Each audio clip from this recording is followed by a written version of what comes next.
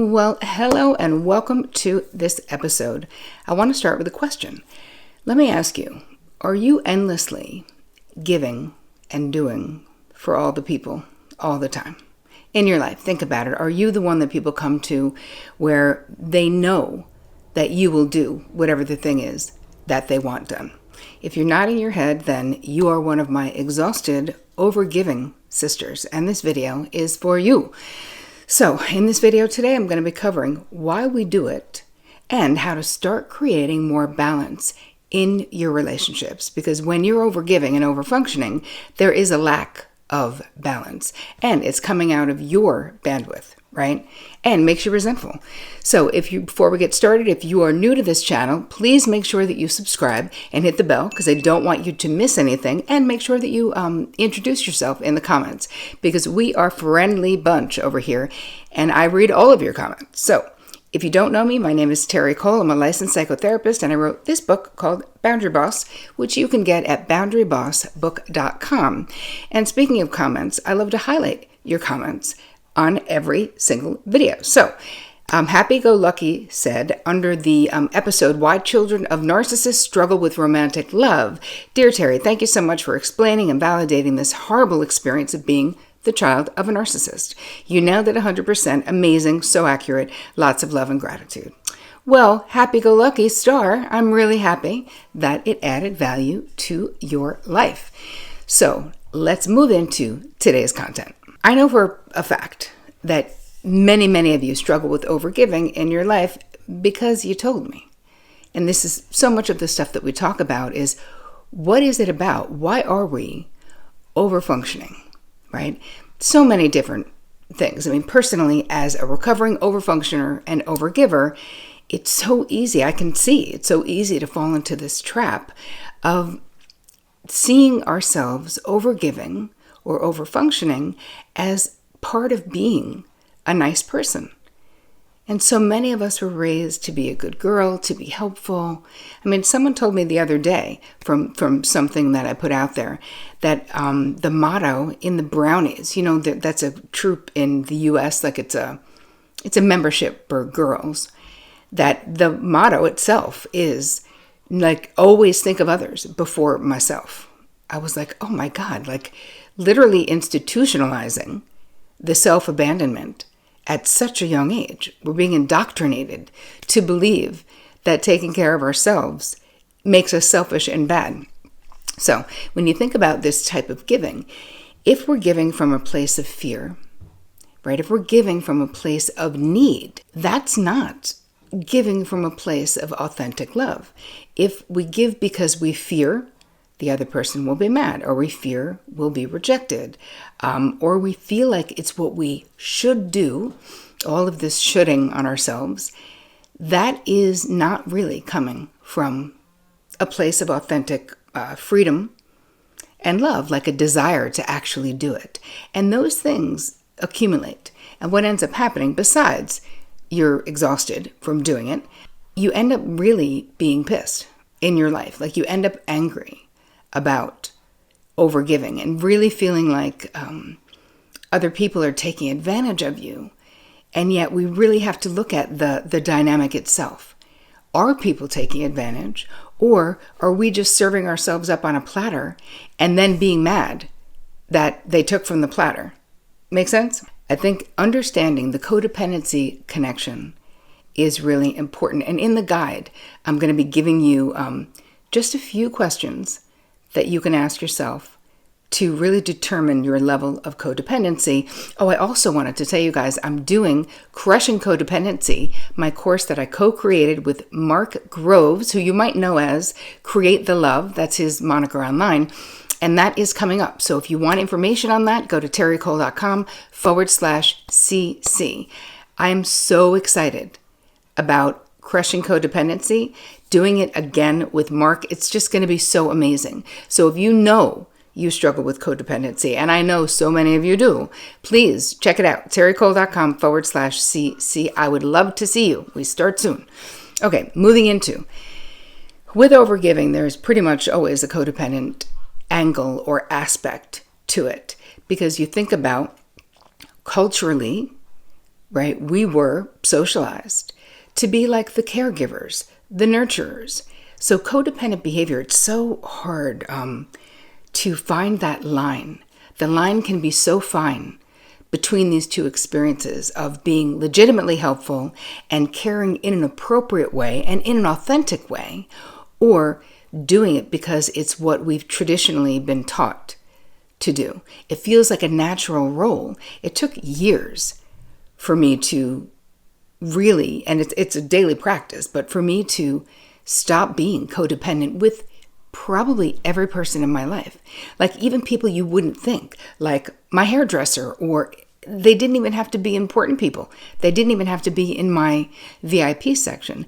Anyone had a need or had an issue, I literally would drop everything and feel like it was compulsive though.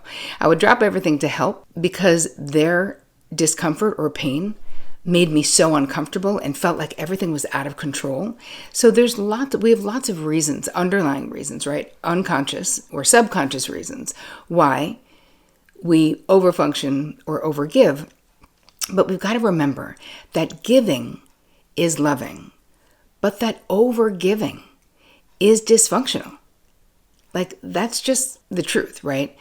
So you want to take a look at your own behavior. Are you doing it at your own expense, right? If you are so overly invested in the situations, the decisions, the feeling states of the people in your life, if your partner comes home and is in a bad mood, even though you were in a great mood, and the moment they come in, your good mood goes out the window, and you're like, what can I do? Can I make you a drink? Do you want to talk about it? I'll make a special dinner, like trying to do everything to quote unquote fix their mood.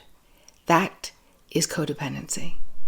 And why is it bad? Well, your partner has a right to their bad mood, not to dominate you with it for days, but they have a right to how they feel. You can invite them to talk, but it's not your problem to fix. And when we're really codependent, people become projects. You know what I'm talking about. I know you do. Where we're like, that was my whole relationship vibe for years. Was like, wow, I can make this person so much better than they are.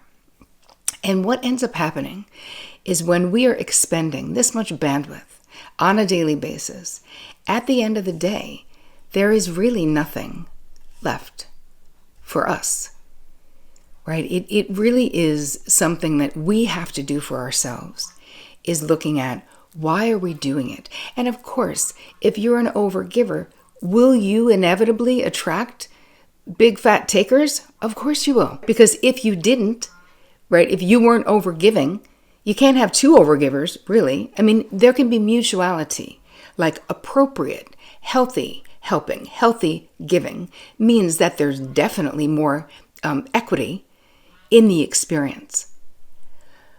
But usually, I could literally make someone who is perfectly capable and competent in my younger years in romantic relationships, I could turn them into an underfunctioner.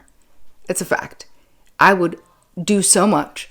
I would, every time they would do something, I'd be like, no, I got it. Not a problem. It's okay. It's me. No, don't worry. That's a pain for you. I don't mind doing it. So much of the time that before you knew it, people just stop offering. They're like, forget it. She has it all. And how did I end up feeling in those relationships? Angry, unknown, pissed off, used.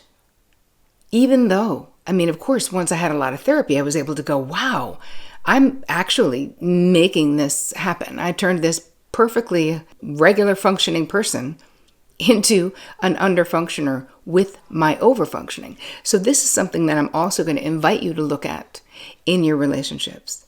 Do you find yourself overfunctioning and then the people in your life are underfunctioning?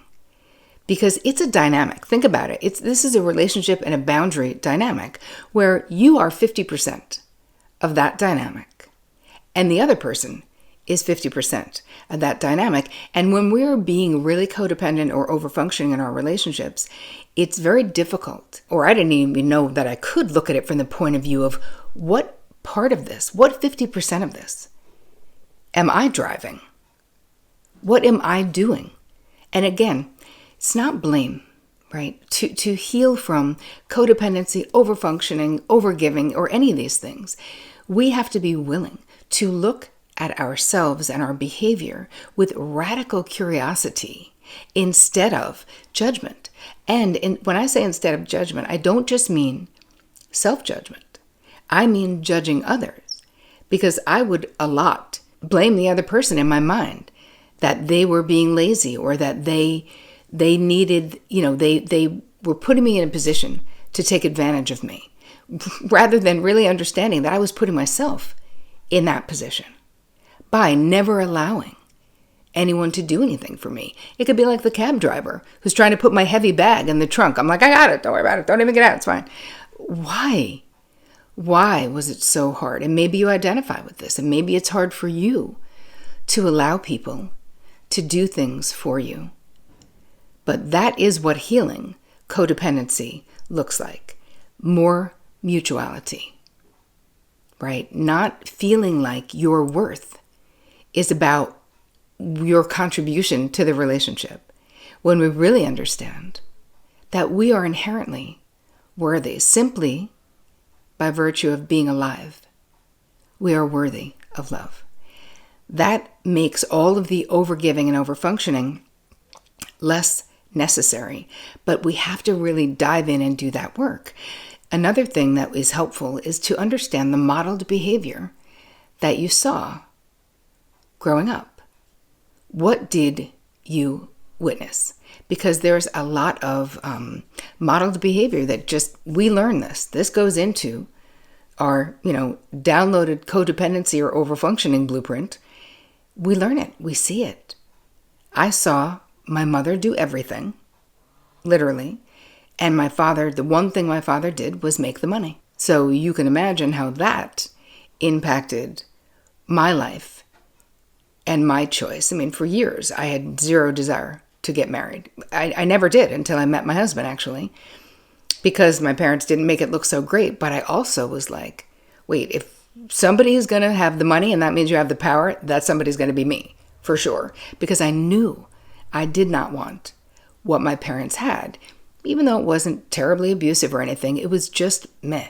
It wasn't joyful. It was lack of communication. So in the doing everything, but I also couldn't get away from my repetition of what I saw. So as much as I knew I wouldn't ultimately end up feeling disempowered in a marriage, let's say, because I was so sure, and I was raised in a different time than my mother. I don't have to get married, right? I could just have a career. But I also still repeated the overfunctioning of my mother. And that was a silent agreement between my parents, for sure. But I had a lot of those silent agreements in my life as well. With my parents, my mother got pregnant when she was in college with my oldest sister, and she quit college, and my parents got married. And this was in the late 50s, when she was really grateful that my father was a stand-up guy, and that this was not like a time when you could get an abortion. There was no morning after pill. There was no choice in what you were doing, but it would have been very shameful if she had had my sister and not been married. And of course, we think about that now, where we're like, oh my God, society has changed so much, because nobody cares. People are having kids on their own on purpose. They want to. But all of those things and my mother's story impacted my story and what I looked at and how I thought I had to be valuable through my contribution. Another thing that fuels codependency is growing up in a dysfunctional system, right? It could be caregivers or parental impactors who had addiction issues. There could be abuse, neglect, or just a chaotic system where, in order to feel safe, you as the kid needed to meet the needs of the adults.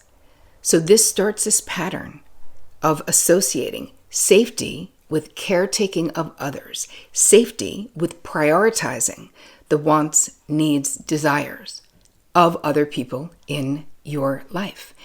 And we have to stop. And I'm hoping that this, episode is going to inspire you to stop. And if this is resonating with you, please check out Crushing Codependency. Go to terricole.com/cc. It is one of my favorite courses to teach.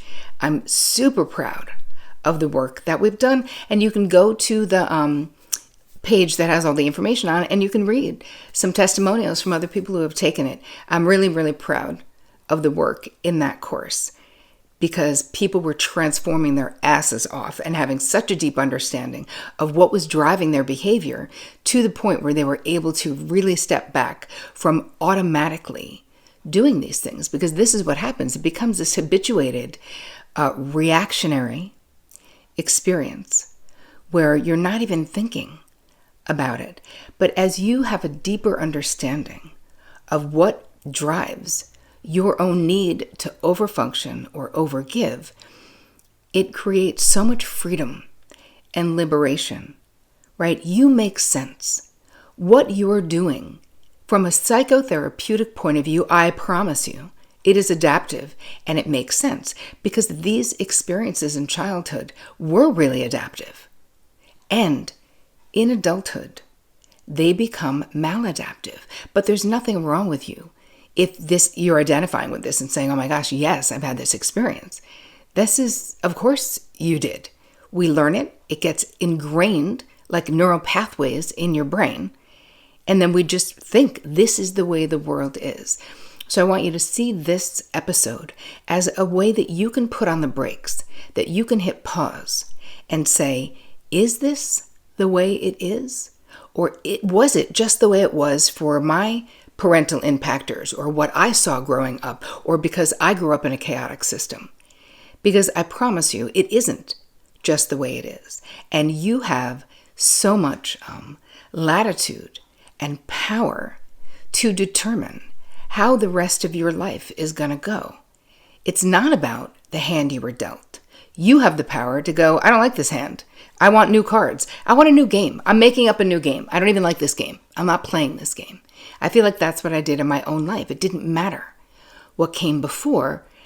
It didn't matter what my family history was. Yes, it impacted me, and I had to have lots of therapy to understand it, decode it, and then make a power pivot to change my own life. But if I can do it, so can you. So there is no, that's just the way the world is. We have the power to decide how we want it to be, and then take the actions for it to be the way we want it to be. So I hope that this episode added value to your life. If you're interested in crushing codependency, go to terricole.com/cc for all the info and to sign up.